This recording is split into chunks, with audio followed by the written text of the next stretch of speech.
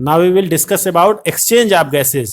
तो exchange of gases हम लोग लंग्स का स्ट्रक्चर डिस्कस कर चुके हैं। लंग्स में आपने देखा है कि डिफरेंट टाइप के एलोलाइज होते हैं और वो एलोलाइज हैं वो primary site of exchange of gases हैं। इन्हीं एलोलाइज के अंदर ऑक्सीजन और कार्बन डाइऑक्साइड का एक्सचेंज होता है। इसके अलावा एक दूसरा स्थान और है जहाँ पर एक्सचेंज होता है, दूसरी जगह और है। कहाँ होता है ये? ब्लड एंड टिश्यूज के बीच में। ये ब्लड जो सर्कुलेट होते हुए टिश्यूज के पास पहुँचता है तो वहाँ पर भी एक्सचेंज होता है। आप यहाँ पे देख रहे हैं ये ऑक्सीजनेटेड ब्लड आ रहा है, यहाँ पे ऑक्सीजन चला जा रहा है टिश्यूज के अंदर, ये टिश्यूज हैं और कार्बन डाइऑक्साइड रिलीज हो रही है। इसका अपोजिट यहाँ हो रहा है, यहाँ O2 एंट्री कर रही है और CO2 रिलीज हो रही है। तो जो प्रोसेस यहाँ हो रही है इसी का ठीक अपोजिट यहाँ पे हो रहा है। तो इस तरह से ये पूरी प्रोसेस होती है। अब सवाल ये है कि ये क्यों होता है तो और कैसे होता है। तो यहाँ पे ये जो एक्सचेंज हो रहा है वो सिंपल डिफ्यूजन के थ्रू होता है और ड्यू टू प्रेशर या कंसंट्रेशन ग्रेडियंट की वजह से। बेसिकली ये जिसका बेसिस है वो प्रेशर या कंसंट्रेशन ग्रेडियंट है। किसका प्रेशर या कंसंट्रेशन ग्रेडियंट? ऑक्सीजन और कार्बन डाइऑक्साइड का। तो जैसा कि हम लोग जानते हैं पार्शियल प्रेशर क्या होता है, अगर कोई गैसेस का मिक्सचर है उसके अंदर जो गैस जितना कंट्रीब्यूशन होता है, जितना परसेंटेज होती है, उसके हिसाब से उसका पार्शियल प्रेशर होता है। तो एक ओवरऑल जो गैस होगा उसका प्रेशर होगा और उसमें जो जो गैसेज हैं उनका अलग अलग प्रेशर पार्शियल प्रेशर होता है। तो उसी पार्शियल प्रेशर के बारे में हम लोग देखेंगे कि एटमॉस्फेरिक एयर में किस गैस का पार्शियल प्रेशर या कंसंट्रेशन होता है और एलोलाइज के अंदर कितना होता है, ब्लड के अंदर कितना होता है और बॉडी टिश्यूज के अंदर कितना होता है, क्योंकि इसी बेसिस पर हमारा डिफ्यूजन बेस्ड होता है। तो इस डायग्राम में आप देख सकते हैं, यहाँ पे आपको दिखाई पड़ रहा है जो बाहर से एटमॉस्फेरिक एयर आती है उसका जो प्रेशर होता है 159 होता है, लेकिन जब एलोलाइज में आती है तो थोड़ा सा कम होता है, 104 होता है। तो एटमॉस्फेरिक एयर जब एंटर करती है एलोलाइज के अंदर, लंग्स के अंदर, तो उसका जो ऑक्सीजन का पार्शियल प्रेशर होता है 104 मिलीमीटर Hg मरकरी, है ना। तो इतना इसका पार्शियल प्रेशर होता है। और इस एलोलाई के अंदर कार्बन डाइऑक्साइड का जो कंसंट्रेशन होता है वो 40 होता है, 40 मिलीमीटर Hg होता है। इसके अलावा जो आप देखिए तो फिर ब्लड के अंदर ये पहुंचता है, यहाँ पे ऑक्सीजन डिफ्यूजन के थ्रू ब्लड में पहुंचती है। क्यों ब्लड में पहुंचती है? क्योंकि ब्लड आप देख रहे हैं ये सिस्टेमिक वेन से डीऑक्सीजनेटेड ब्लड जा रहा है हार्ट में, हार्ट से फिर ये लंग्स में जाता है, आप पढ़ चुके हैं। तो अब यहाँ पे क्या होगा, इसके अंदर जो ऑक्सीजन का कंसंट्रेशन है वो 40 मिलीमीटर Hg है। ऑक्सीजन का कंसंट्रेशन इसमें कम है और CO2 का कंसंट्रेशन कितना है? PCO2 is 45 and PO2 is 40। तो जब ये ब्लड पहुंचेगा लंग्स के अंदर तो लंग्स के अंदर क्या होगा, यहाँ पे 45 है, यहाँ पे 40 है, तो CO2 क्या होगा, इसमें से निकल के एलोलाई में चले जाएगा। इसमें 45 है CO2 का कंसंट्रेशन, यहाँ पे 40 है, तो कार्बन डाइऑक्साइड रिलीज होगी। अब ऑक्सीजन का कंसंट्रेशन 104 है और इस ब्लड में कितना है? 40 है, तो ऑक्सीजन इसमें अंदर को आ जाएगी। अब ये ब्लड ऑक्सीजनेटेड हो गया, अब ये ब्लड ऑक्सीजनेटेड हो गया। अब इसमें ऑक्सीजन और कार्बन डाइऑक्साइड कंसंट्रेशन कितना कितना होगा, एक्सचेंज होने के बाद कितना कितना होगा, तो इसको बोलेंगे हम लोग ऑक्सीजनेटेड ब्लड, क्योंकि ऑक्सीजनेशन हो चुका है। तो इसमें अब PO2 का कंसंट्रेशन 95 मिलीमीटर Hg होगा। यहाँ 104 था लेकिन यहाँ पे 95 होगा, एकदम 100% नहीं होता, थोड़ा बहुत रह जाता है। यहाँ पे जब भी कोई चीज़ हायर कंसंट्रेशन से लोअर कंसंट्रेशन पे जाएगी तो ऐसा जरूर नहीं कि 100% डिफ्यूजन हो, थोड़ा बहुत उसमें रह सकता है, इस एलोलाई के अंदर बची रह सकती है। तो यहाँ 95 मिलीमीटर Hg होता है नॉर्मल कंडीशन में और PCO2 अब 45 से कितना हो गया, 40 हो गया, यानी 5 मिलीमीटर करीब जो है Hg वाला प्रेशर वाली जितनी कार्बन डाइऑक्साइड थी वो यहाँ पे एक्सचेंज हो गई। क्यों हो गई? देखिए यहाँ भी 40 है, यहाँ भी 40, PCO2 का कंसंट्रेशन इसमें भी 40 है, इसमें भी 40 है, यानी जब यहाँ से CO2 तब तक रिलीज होगी जब तक दोनों तरफ का कंसंट्रेशन बराबर नहीं हो जाए। तो इसके अंदर भी 40 हो गया, इसके अंदर भी 40, तो अब उसके बाद डिफ्यूजन नहीं होगा। तो इस तरह से ये 45 से 40 आएगा। आप एक क्वेश्चन ये कर सकते हैं कि 40 है तब भी तो ज़्यादा ही है, लेकिन ऐसा नहीं है। बॉडी के हिसाब से मेन तो हमारी ज़रूरत कार्बन डाइऑक्साइड की नहीं होती, मेन ऑक्सीजन की ज़रूरत होती है। और 40 पे वो टॉक्सिक नहीं होता है, 45 पे टॉक्सिसिटी आना शुरू होती है।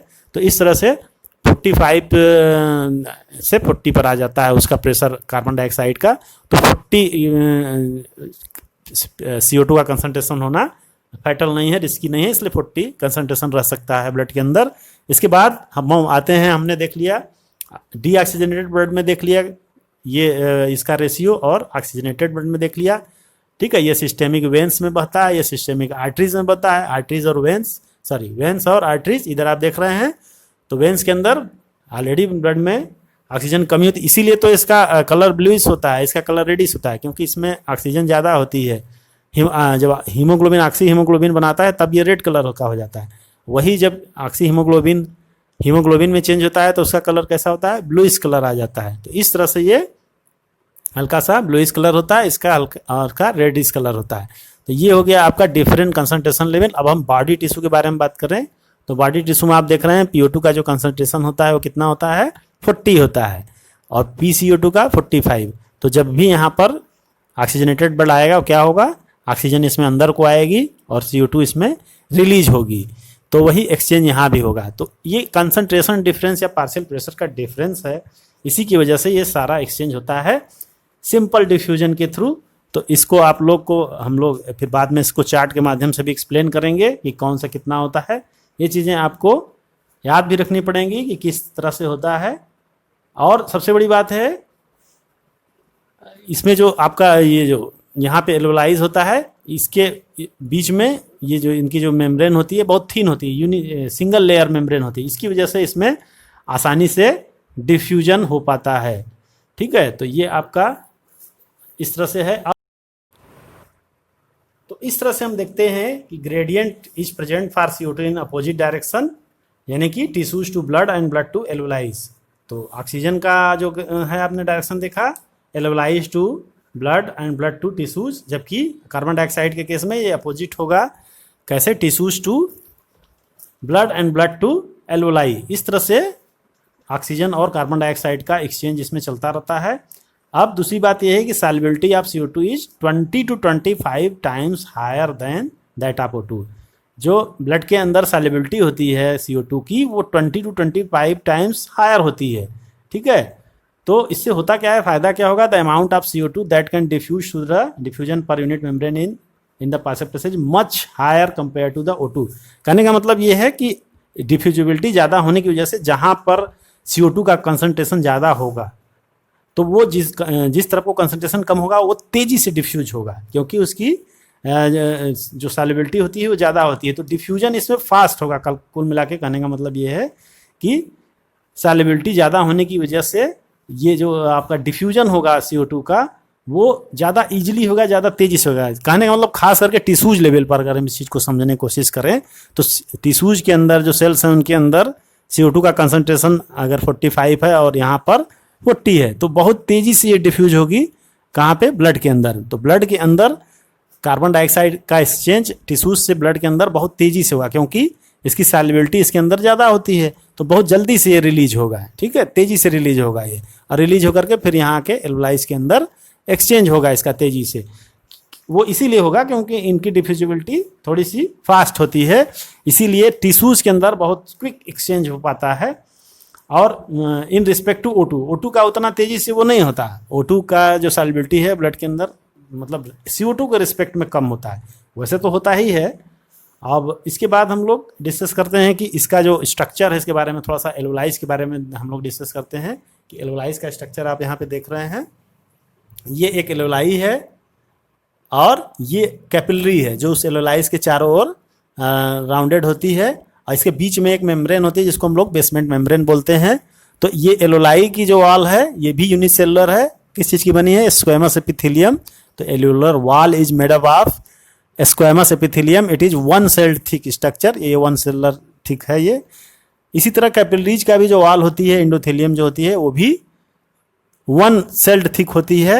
अब बीच में एक हल्का सा बेसमेंट मेम्ब्रेन की तरह होता है। अब यहीं पे चूंकि ये थिन लेयर है तो इसके बीच में डिफ्यूजन बहुत ईजिली होता है और बहुत फास्ट रेट से हो सकता है, क्योंकि इसमें बहुत ज़्यादा कोई रुकावट नहीं होती, बहुत ज़्यादा थिकनेस नहीं होती है, इसलिए यहाँ पे।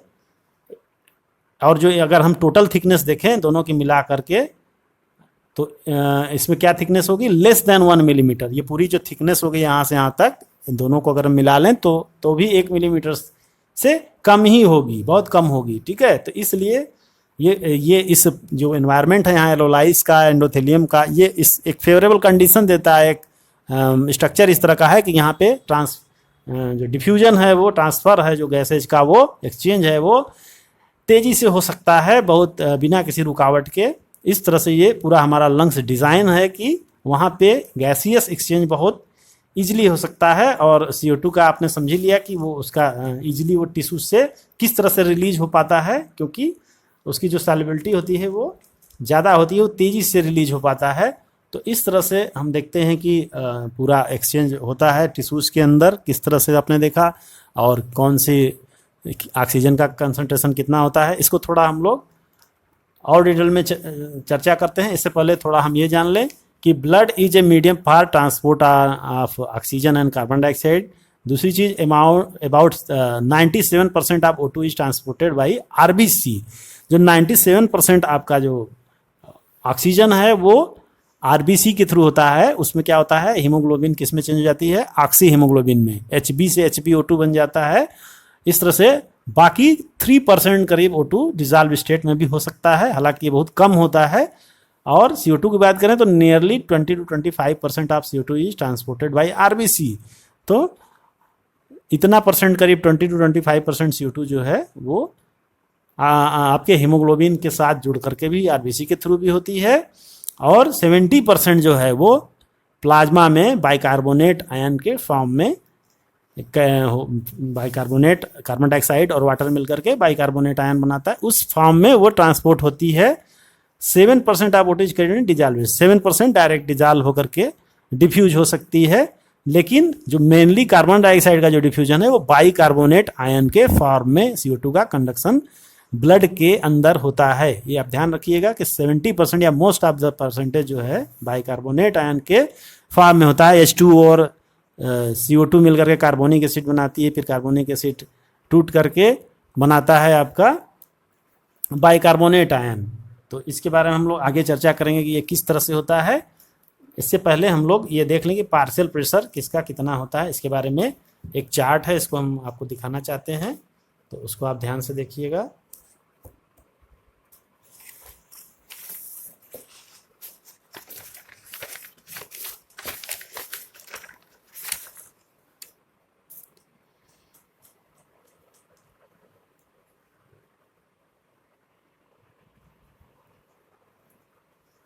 तो यहाँ पे आप एक चार्ट देख रहे हैं, इसमें आपका डिफरेंट कंसंट्रेशन दिखाया गया है डिफरेंट लेवल पर।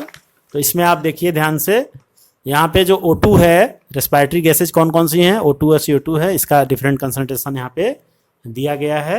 इसको हम लोग और थोड़ा सा, फिर आप एटमॉस्फेरिक प्रेशर में, जैसा कि हम लोग चर्चा कर रहे थे कि O2 का जो पार्शियल प्रेशर होता है 159 मिलीमीटर Hg होता है, वही जब एलोलाइज में पहुंचती है तो उसका कंसंट्रेशन हो जाता है 104। वही हम लोग यहाँ पे डिस्कस कर रहे थे कि 104 होता है कंसंट्रेशन। इसके बाद फिर जो ब्लड के अंदर, अगर ब्लड के अंदर हम बात करें तो ऑक्सीजनेटेड ब्लड के अंदर कितना होता है, 95। ऑक्सीजनेटेड ब्लड के अंदर 95 होता है, हम लोग ये डिस्कस कर चुके हैं अभी ऊपर में। और वही डीऑक्सीजनेटेड ब्लड के अंदर 40 होता है। और टिश्यूज के अंदर भी जो नॉर्मल ऑक्सीजन का कंसंट्रेशन होता है वो कितना होता है, 40 होता है। यहाँ पे डायग्राम में भी आप देखिए, यहाँ 40 लिखा है। इसी तरह ऊपर के डायग्राम में ये चीज़ें दी हुई हैं कि ऑक्सीजन और कार्बन डाइऑक्साइड का कंसंट्रेशन कितना कहाँ होता है। तो लगभग आप इस चीज़ को देख चुके हैं। अब इसमें बस एटमॉस्फेरिक एयर में अगर कार्बन डाइऑक्साइड का हम देखें तो 0.3% है ना होती है। एटमॉस्फेरिक एयर में कार्बन डाइऑक्साइड 0.3 होती है, 0.3% में होती है। इसके अलावा एलोलाइज के अंदर 40, डीऑक्सीजनेटेड ब्लड में 45। अब यहाँ पे 45 है, यहाँ 40 है, तो इधर से इधर को डिफ्यूज आउट हो जाएगी। और ऑक्सीजनेटेड ब्लड में फिर वो 40 हो जाएगा, जैसा कि हम लोग अभी ऊपर डिस्कस कर चुके हैं। टिश्यूज के अंदर 45 होगा। तो 45 और 40 ये रेशियो चलता है इसका। जबकि हम लोग अगर ऑक्सीजन के उसमें डिफरेंस में देखते हैं तो वहाँ पे थोड़ा डिफरेंस है। वहाँ एलोलाइज के अंदर 104 है, डीऑक्सीजनेटेड में 40 है, और ऑक्सीजनेटेड ब्लड में 95 है, और टिश्यूज में भी 40 है। तो इस तरह से ये पूरा रेशियो, ये आपको याद रखना पड़ेगा कि कहाँ पे कौन सा कंसंट्रेशन होता है। इसके बेसिस पे हम इस चीज़ को एक्सप्लेन कर सकते हैं। पार्शियल प्रेशर डिफरेंस होने की वजह से सिंपल डिफ्यूजन के थ्रू गैसियस एक्सचेंज होता है। कहाँ होता है, लंग्स के एलोलाइज के अंदर। और एलोलाइज का स्ट्रक्चर भी आप समझ गए होंगे कि किस तरह से होता है। कैपिलरीज और एलोलाई के बीच में थिन लेयर होने की वजह से किस तरह से एक्सचेंज होता है, इस चीज़ को भी आप समझ गए होंगे। तो ये एक पूरा जनरल मेथड है, जनरल क्राइटेरिया है कि किस तरह से एक्सचेंज होता है और क्यों हो पाता है पार्शियल प्रेशर के डिफरेंस की वजह से सिंपल डिफ्यूजन के थ्रू। तो इस तरह से आपने diagrammatic representation of exchange of gases at alveolus and body tissues, दो जगह आपने देखा है, एलुलस में और बॉडी टिश्यूज के बीच में देखा। And transport of oxygen and carbon dioxide, तो कार्बन डाइऑक्साइड और ऑक्सीजन का ट्रांसपोर्ट कैसे होता है इस चीज़ को भी आप समझ गए होंगे।